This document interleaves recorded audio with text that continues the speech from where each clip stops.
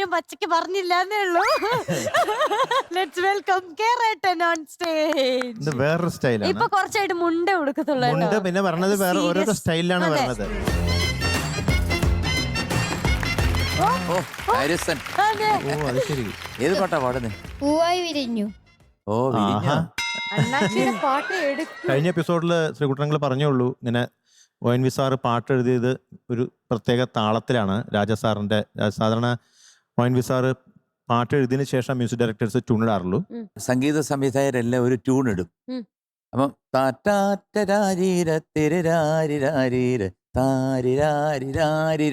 എന്നിട്ട് കഴിഞ്ഞാല് നമ്മൾ എന്തെഴുതും അതിനകത്ത്?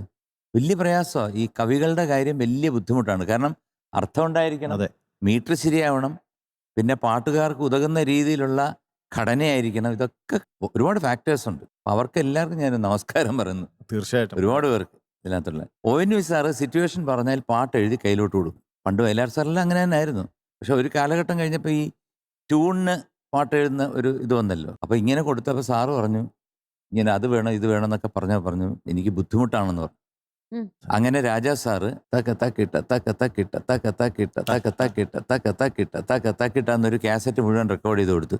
இந்த ഇതിലെ നീങ്ക എഴുതിടുങ്ക ഞാൻ അഡ്ജസ്റ്റ് പണില്ലാന്ന്. അങ്ങനെയാണ് പൂവായി വിരിഞ്ഞു പൂന്തേൻ കിനിഞ്ഞു. അതാണ് ഇതിൽ വരുമ്പം ഇളവയില് തഴുകിയിരു മുകുളമിതൾ മീട്ടി ഇതളുകളിൽ നിറകതിര് തൊടുകുറികൾ ചാർത്തി ചന്ദനമണിപ്പടിയിൽ ഉണ്ണിമലരാടി ചഞ്ചലിത പാദമിരു ചാരുതകൾ പോലെ. അങ്ങനെയാണ് ആ മീറ്റർ വന്നത്. അപ്പൊ നല്ല പാട്ടാണ്. അഥർവം എന്നുള്ള ചിത്രം ഡെന്നിസ് ജോസഫ് ഡയറക്ട് ചെയ്ത ഒരു ചിത്രം. ഉഗ്രം പാട്ട്. ഉഗ്രം പാട്ട്. അതെ അതെ, അതിലെല്ലാ പാട്ടും അല്ലേ? എല്ലാ പാട്ടും. പുഴയോരത്തിൽ അത് 5 മിനിറ്റ് കൊണ്ട് കമ്പോസ് ചെയ്താന്ന് ഞാൻ കണ്ടത്. പുഴയോരത്തിൽ അത് ആദ്യം കമ്പോസ് ചെയ്ത ട്യൂൺ അങ്ങനെ ശരിയാവില്ല എന്നൊരു തോന്നൽ വന്നപ്പോൾ സാറിന് രാജസ്ഥാൻ്റെ അടുത്ത് പറഞ്ഞപ്പോൾ എന്നാൽ ശരി ഇതാ പിടിച്ചോ എന്ന് പറഞ്ഞിട്ട് 5 മിനിറ്റിൽ കമ്പോസ് ചെയ്താണ്. സാധാരണ രീതിയിൽ സംഗീത സംവിധായകര് സംഗീതത്തിന്റെ പുറകെ പോകും. പക്ഷെ രാജാ സാറിന്റെ കൂടെ സംഗീതം ഇങ്ങോട്ട്. അതെ അതെ അതെ, അതാണ് വ്യത്യാസം. പിന്നെ ONV സാറ്, പിന്നെ ഞാൻ, പിന്നെ 1989. സമയം കളയുന്നില്ല കേരട്ട. നീ ഒരുപാട് പേരെ കെയർ ചെയ്യുന്നുണ്ട്, ഞാൻ നിന്നെ കെയർ ചെയ്യും. ഡീറ്റെയിൽസ് ഒക്കെ അങ്ങോട്ട് പറഞ്ഞു. തുടങ്ങാം. All the best. Thank you. All the best. Thank U.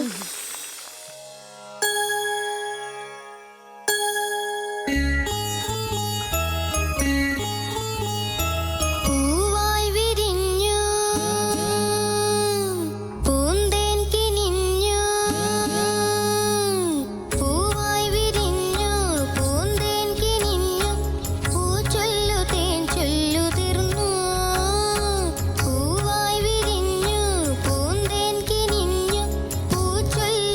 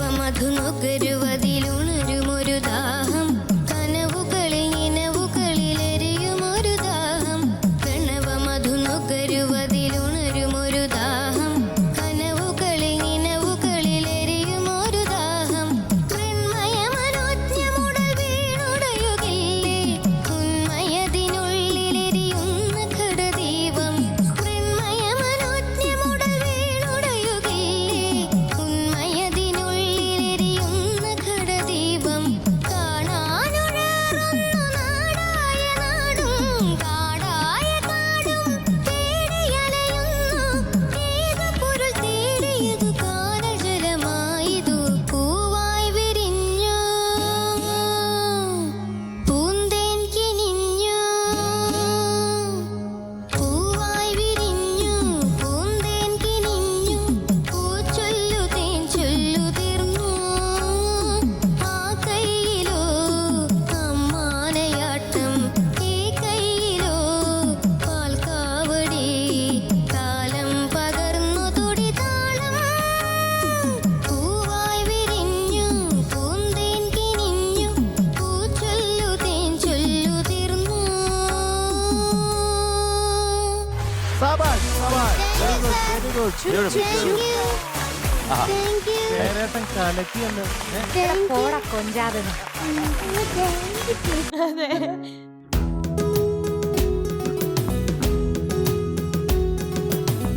തോണിക്കാർ പാടും ഈണങ്ങൾ മാഞ്ഞും കാതോർത്തു തീരത്താരോ തേങ്ങും തോണിക്കാർ പാടും ഈണങ്ങൾ മാഞ്ഞും കാതോർത്തു തീരത്താരോ തേങ്ങും മാണിക്യനാഗം വാഴും കടവിൽ മാരിവില്ലോടും നീന്തും പുഴയിൽ ആരാരോ കണ്ടെന്നോതി നാടോടി കിളിയോ പുഴയോരത്തിൽ പൂന്തോണിയെത്തില പുഴയോരത്തിൽ പൂന്തോണിയെത്തില മന്ദാരം പൂക്കും മറുതീരത്താണോ പുന്നാകം പൂക്കും പുഴയോരത്താണോ ആരാനും കണ്ടോ ദൂരെയും പൂന്തോണി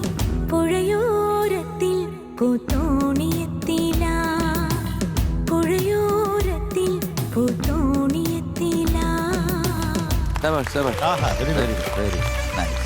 മക്കളെ, എന്തോ ഞാൻ മാർക്ക് പറയുന്നതിന് മുമ്പ് നിന്റെ ഷൈനിങ്ങിന് കുറച്ച് തേയ്മാനം ഉണ്ടാക്കാൻ പോകുന്നു. നീ സീസൺ 2 ഇവിടെ വന്ന് പാടിയോ? ആ അന്ന് എന്തുവായിരുന്നു വേഷം?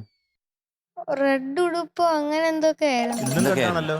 എത്ര ഏത് പാട്ടാ പാടിയത്? അത് ഓർമ്മയില്ല. കൊറേ നാളായില്ലേ. കൊറേ നാളായി. കൊറേ നാളായി. പക്ഷേ മറക്ക വിടമാട്ടെ ഞാൻ. അയ്യോ ആരും കണ്ണി ഞാൻ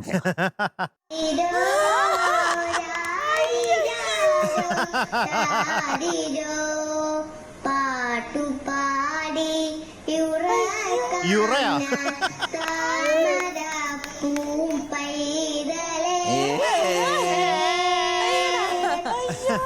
കേട്ടു കേട്ടു നീ ഉറങ്ങൻ കരളിന്റെ കരളിന്റെ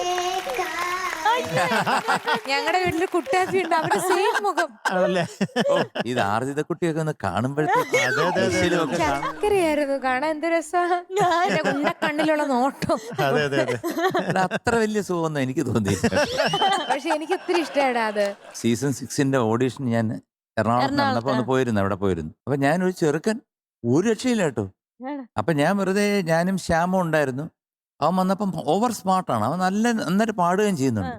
അപ്പം അവൻ ഒരു പാട്ട് പാടി കഴിഞ്ഞിട്ട് അടുത്ത പാട്ട് വരുന്നതിന് മുമ്പ് ഞാൻ കുറെ കുശലമൊക്കെ ചോദിച്ചോണ്ടിരിക്കുക.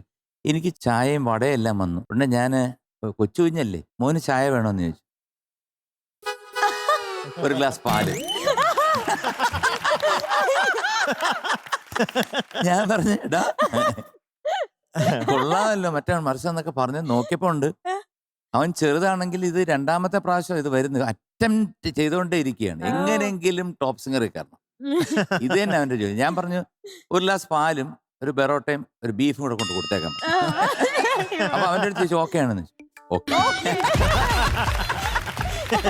സെലക്ഷൻ ആവോ ഇല്ലെന്നൊന്നും അറിഞ്ഞൂടാ.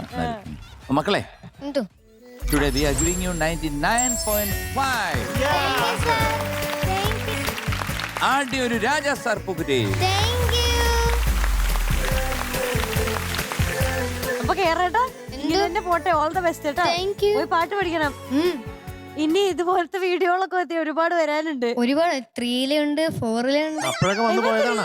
ഒക്കെ വന്നിട്ടുണ്ടാ? ഞാൻ എല്ലാത്തിനും അല്ലിവ സീസൺ 1 ഞാൻ എല്ലാത്തിനും വന്നിട്ടുണ്ട്.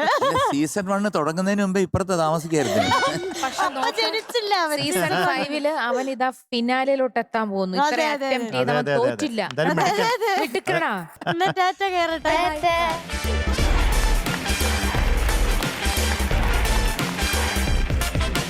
അപ്പൊ ജഡ്ജസ്, നമ്മുടെ ടോപ്പ് സിംഗറിന്റെ ക്വാർട്ടർ ഫൈനൽ മത്സരങ്ങൾ ഇന്ന് തൽക്കാലത്തേക്ക് മാത്രം ഇവിടെ അവസാനിക്കാൻ സമയമായിരിക്കുകയാണ്. നാളെ നമ്മൾ ഇതേ സമയം വീണ്ടും വാശിയേറിയ പോരാട്ടവുമായിട്ട് എത്തുന്നതായിരിക്കും. അതുവരെ നമ്മുടെ എല്ലാ പ്രേക്ഷകർക്കും good night and tata bye. See U.